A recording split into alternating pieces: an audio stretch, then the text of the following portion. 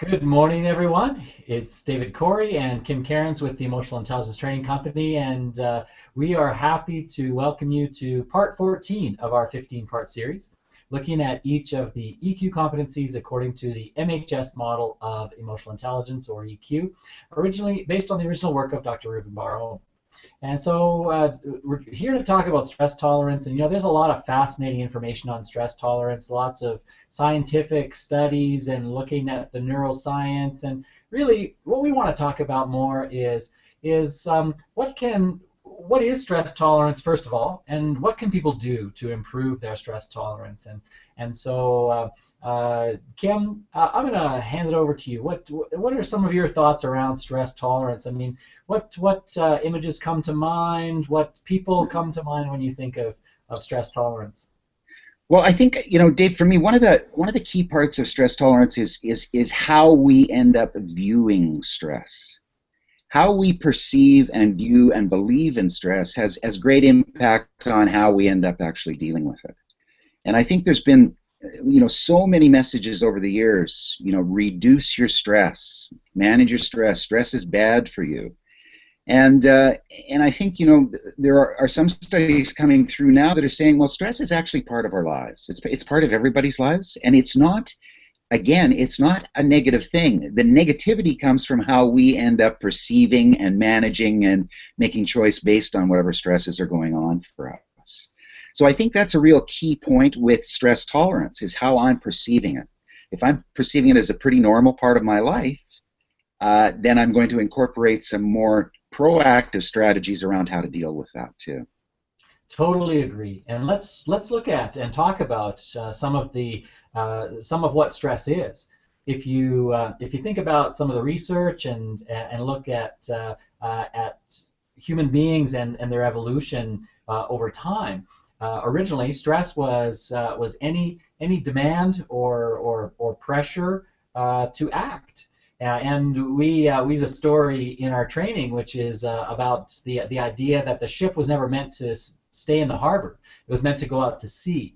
As long as the ship is in the harbor, there's very little stress on the ship, and then the structure and the way the ship was designed is never really put to the test. It's when it goes out on the open water and experiences the storms and the rough seas, that's when you really determine whether the ship can withstand or tolerate the various stresses that it gets put under.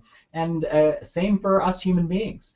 We go out into the world. At home, there is relatively little stress compared to going out into the world and meeting new people and dealing with all kinds of people and dealing with the various situations and circumstances that we have to successfully cope with and deal with. That's when we're stressed, and then we deal with that stress, and then we move on. Scientists started looking at stress very early on. In fact, the famous Yerkes-Dodson curve, which many people are familiar with, which shows that we do very little until we're put under stress, and then we respond to that by taking action. And then performance actually increases with stress to a certain point, and then it decreases. So if we think about that, as stress is put on us, we respond to that stress and we perform more and more stress, and then we reach a breaking point, after which, of course, then performance decreases. And the very most famous, one of the most famous researchers with respect to stress was Hans Selye, who happened to be a Canadian, by the way, and he's sometimes considered to be the father of stress research. Talked about stress as an untoward response of the body to various demands and pressures. And so if we think about an untoward response, well, that's that feeling that where we say we're feeling stressed. Well, we're feeling anxious or upset or whatever we're feeling, when really maybe the best sort of call to action in that moment is taking action to address the particular situation that we're faced with. And so back to your point, Kim, you're absolutely right. How we view the stress that we experience, or the stress that we're under, or what we mean by the word stress really has a lot to do with how we're going to cope with it or tolerate it. So Kim, what are some things we can do to perhaps improve our insulation between us and the world? Which I like to think of stress tolerance like that. Sometimes it's this insulation that we have, and so the lower our tolerance to stress, the less insulation we have, and the more we're affected emotionally by the things that go on in our world. So, what are some things we can do, Kim? Well, I think, again, for me, Dave, it comes back to often the first indicators for me of a stressful situation are going to be physiological. So I'm going to feel an increase in my pulse rate. I'm going to feel a clenching in my jaw, a tightening in my shoulders. Paying attention to those physiological kind of responses, and then that quick assessment, okay, why is this happening? So I'm recognizing that the stress is coming immediately as it's landing on me. So that's the first part of me being able to manage that. So there's that strong assessment part about what's causing this to go on, and then what are my beliefs about that situation, and what was my intention in this situation, and so again it comes back to managing that flow between what I'm feeling, physiological responses, and what my responses are going to be outwardly. So it's just getting on top of that. So it's a chance to take a couple of breaths, compose myself, and be interested in what other kinds of responses I can summon up given what's going on in that situation. So select from my palette of choices rather than just reacting to that initial stress response. So to me, it's about a mini mindful meditation moment, really, is what it boils down to. A couple of breaths and a quick assessment of what's happening. So it's an MM moment? Is that what you're saying, Kim? It's a mini mindful meditation moment? Yes. I like it. To coin a new phrase. Well, I think so often the 4 M's. That's right. So often we think about meditation as some kind of in some composed kind of situation in a quiet room with some soft chimes in the background, perhaps. But I think it is about utilizing that same kind of approach in those very stressful moments. It's a way to calm and get centered and focused on what I'm going to do to actually address the cause of the stress, which immediately puts me into the right kind of action mode, not just fretting, worrying, getting more anxious, spinning around in that whirlpool. And what you're talking about, Kim, is you're talking about bringing in some of our other competencies to address the moment, address the stress, if you will. And you're suggesting that emotional self-awareness is going to be a really good friend to us in that particular, at that time when we're experiencing stress. So to become more aware of how we are responding and reacting and understanding that we're stressed. It's funny, many people are very stressed and they don't know it. And so they have the tightness in the back and in the neck and shoulders, and they aren't realizing that they're clenching their jaw and that they're expending energy unnecessarily and effort unnecessarily. And again, what a great response when we're stressed is to get to work and take action and address the situation.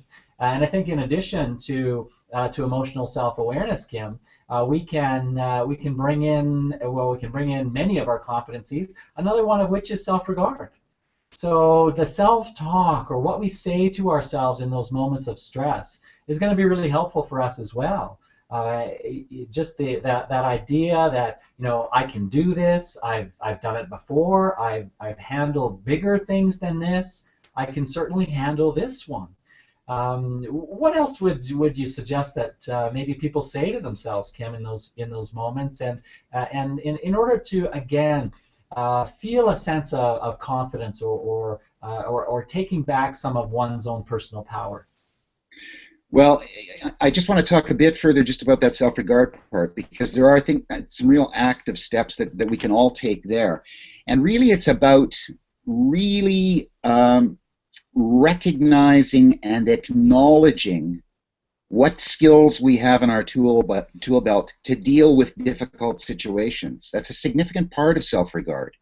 And I think that, the more clear understanding we can have of what skill sets we do have, how we've employed them in past stressful situations, how we've employed them in past challenges, and what we've learned from that. And although the situations may be different, those skills are very transferable from difficult situation to difficult situation. So having a certain degree of faith in my capacities to be able to deal with stressful situations is another way of just calming it down. I think the other thing is, one of the other important competencies in this whole aspect, I believe, is reality testing. I start to feel that buildup of my inner terror, or whatever you want to call it, or my inner anger, or it's a real great time to take a look around and see how other people are responding, and it's also a great time to get curious about how other people are perceiving the situation. So I'm gathering information. I'm not just reacting in my own little contained world. So those are some of my thoughts around managing the stress. Well, and also talking about other people, one of the things that is really going to help with respect to stress is once we become aware of our stress and how we are experiencing a particular situation or a particular challenge, is to share that with someone. And this whole idea of social supports, as psychologists talk about it. This is a huge way of sharing the load, of sharing the stress, and immediately decreasing the amount of stress that we experience. There are some incredible studies which show that one of the ways that, and this is interesting as well, one of the ways that scientists look at stress and study stress is by looking at the immune response. And there's a direct correlation between our immune response and the level of stress that we're experiencing. And we know that the more stressed we are, the more limited our immune response. And so people who are less stressed get less sick less often. And so that's a good reason right there to deal with and manage your stress and become better at coping with it, is for your health.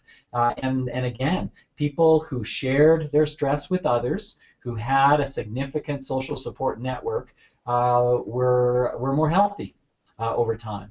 And again, a number of other factors related to that. And one kind of funny story is that they were wondering whether social supports didn't add more stress to our lives.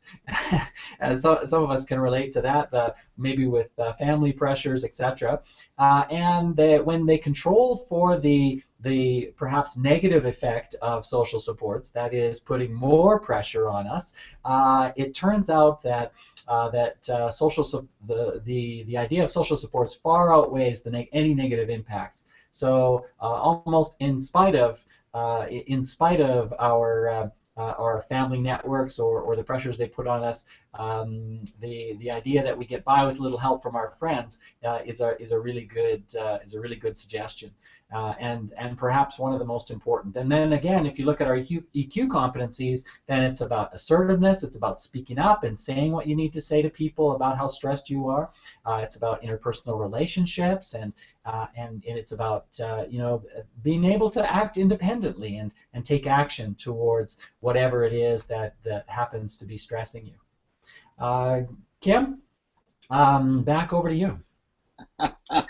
Well, I think you've raised a great point about the social supports and the interpersonal relationship component. I mean, I think often, in our culture, when we're faced with stress, again, there's this whole notion of I need to be, fully formed and fully functioning in every situation. And so there's that. One of the first stress responses is not unlike the choking, where I'm choking on a piece of food and my first thought is to flee to the bathroom or somewhere privately to deal with it, which is exactly the wrong direction to go in, right? So maybe that's something that can be called to mind as the stress builds. Okay, this is This is definitely not a place to retreat. This is not a place to remain silent about it. It's an opportunity to express some of my vulnerability, actually, and say, I'm not really sure about what's going on here, what's going on for other people, and to be more open about that. And I think as leaders, what we're doing then is we're also ensuring that it's okay to talk about some of the stressors that are obviously going on for everybody in the environment. If I'm the one that's, you know, exposing that, I'm okay to talk about some of that stuff. That creates that kind of atmosphere and environment for other people to voice those stressors too, which to me then indicates that those stressors are going to get dealt with a lot sooner than if they just remain the quiet elephant in the room. Yes, absolutely, and it's hard for some of us men to say we're stressed. We do have this temptation and this tendency, and of course society tells us that we're supposed to go off and isolate, or go off into the woods alone and deal with our stress and not involve others, not bring other people into it, and because when we talk about the fact that we're stressed, we are making ourselves vulnerable. And we tend as men to be really vulnerability avoidant, vulnerable avoidant, and we have to get over that. And we do encourage leaders to express their stress and say to people, listen, this is really stressing me out, and reaching out for help. And it's not a sign of weakness; it's a sign of strength when you can ask for what you need and get it. It's about clear communication, it's about honest relationships, and it's about the lack of pretense that everything's fine when it's not.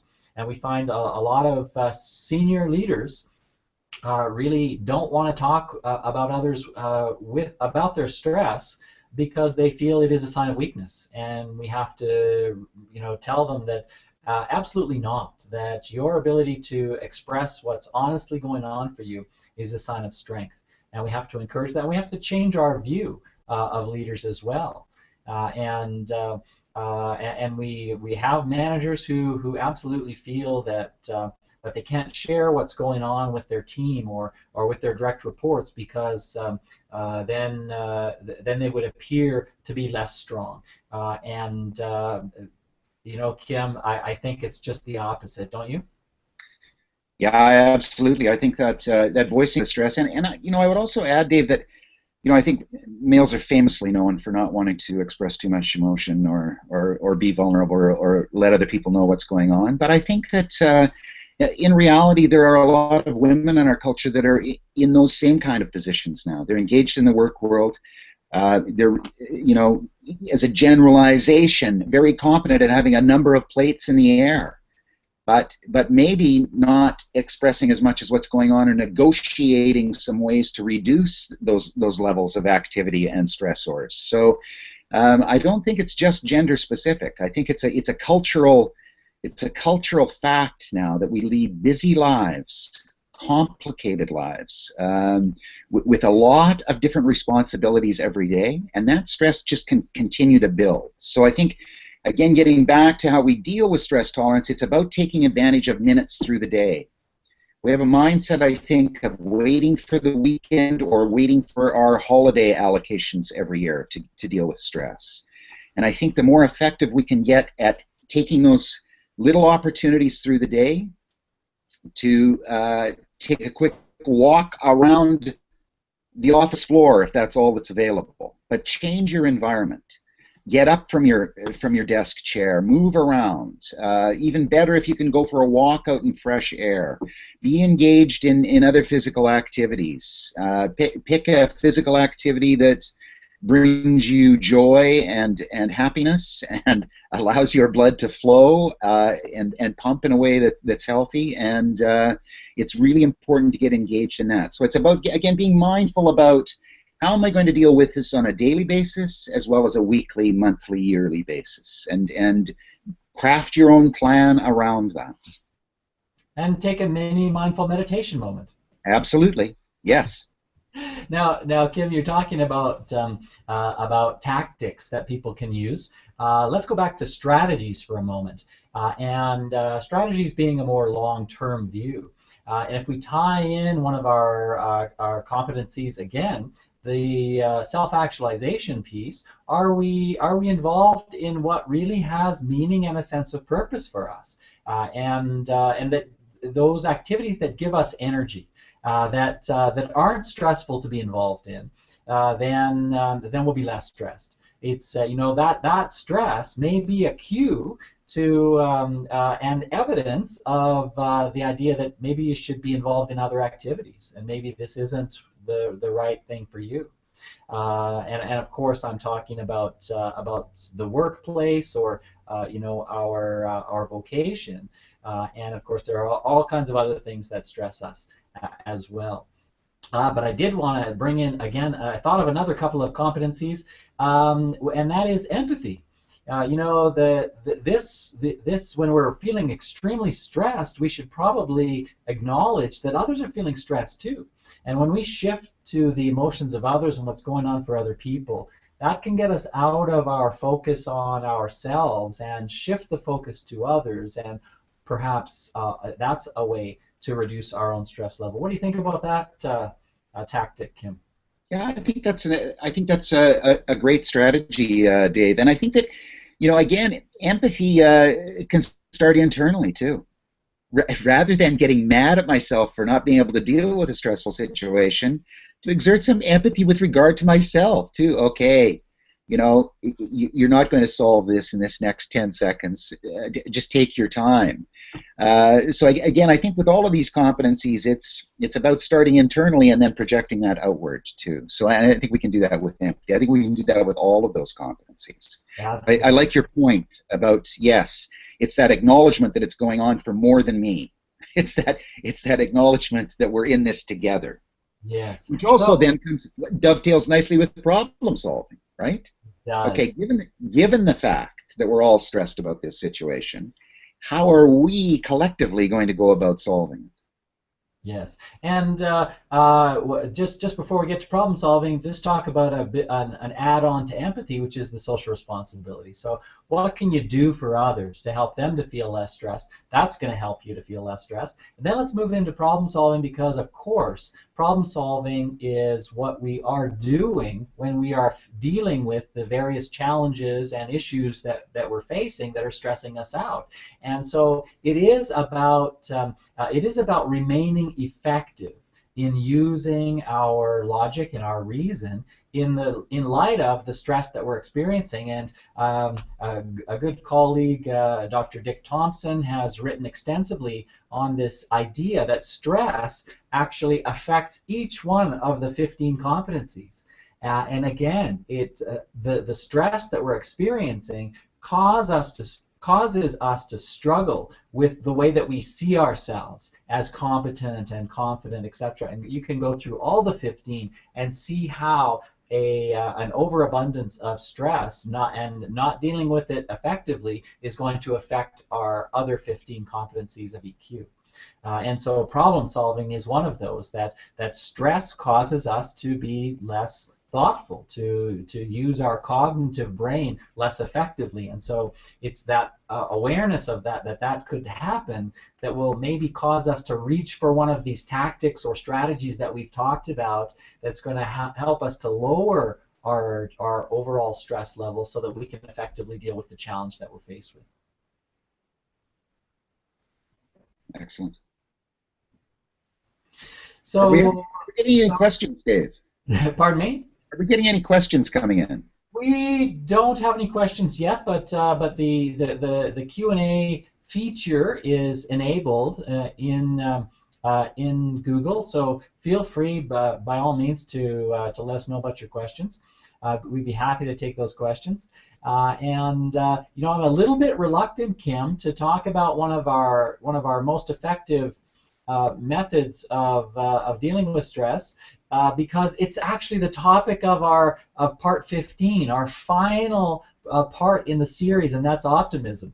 And of course, you alluded to that early on, Kim. It is the way that we view the various things that stress us that determine how stressed we are by those. And one of our wonderful exercises that we use in our leadership training has to do with providing people with two scenarios, identical scenarios.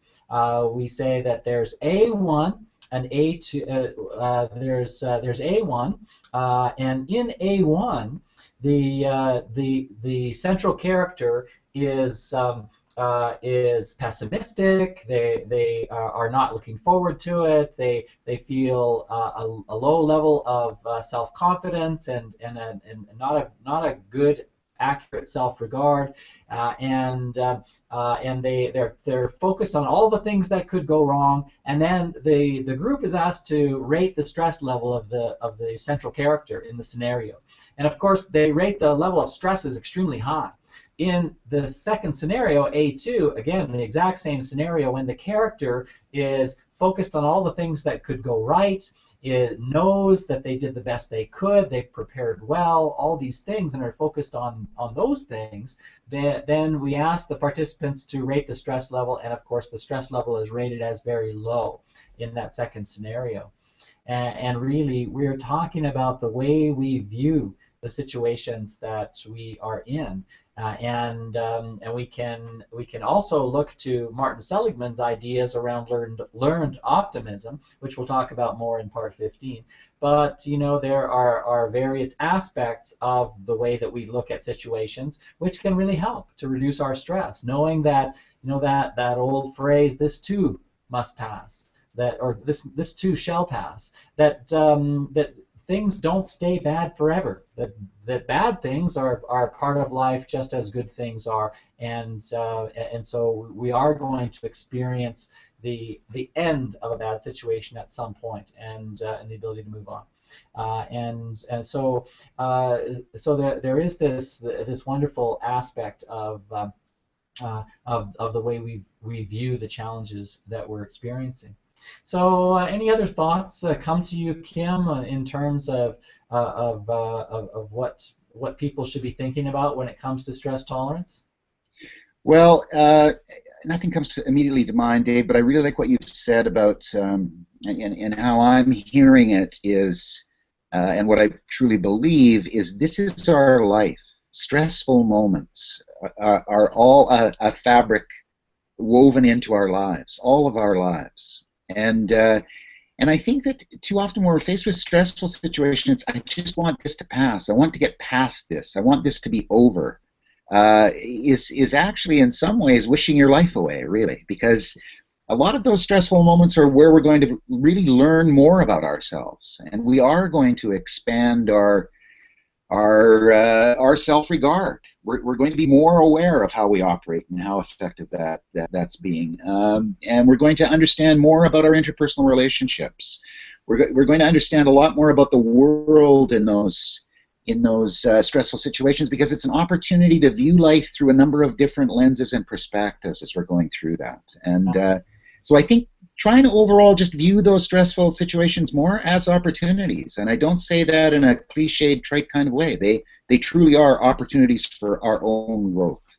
Right. Here's a quick question, Kim. We've got about 2 minutes left, and see if we can take this question in about 2 minutes. The question is, should I protect my direct reports from extreme stress? And I guess the question is about, do you let people struggle and stress with various challenges, or do you support them in some way? And I guess what I would say to that is, you don't want people struggling and stressing unnecessarily. So if there is a way that perhaps you could provide some coaching support to that person without taking away the responsibility or the accountability for the challenge.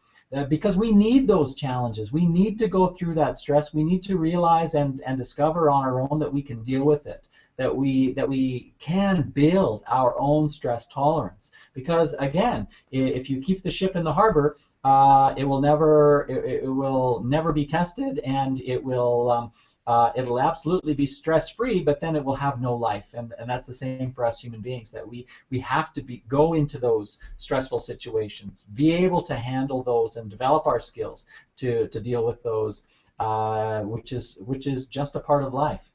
So I would say, don't cause people to go off on stress leave, but see if you can provide some coaching kind of support, and ask them what they could do differently, how they could better deal with their stress if you notice that they're stressed. Kim, you want to add anything in our last few seconds? Just thanks for everybody for joining us today, and remember to pass on the link so people can take a look at our broadcasts that we've already done. Look forward to having you join us again in the future. Thanks. Thanks, everyone. Thanks for your participation, and thanks for watching. Be sure to check out our blog posts and our website, and let us know what questions you have and what topics you'd like to see in future broadcasts. So thanks, everyone. Have a great day. Bye for now.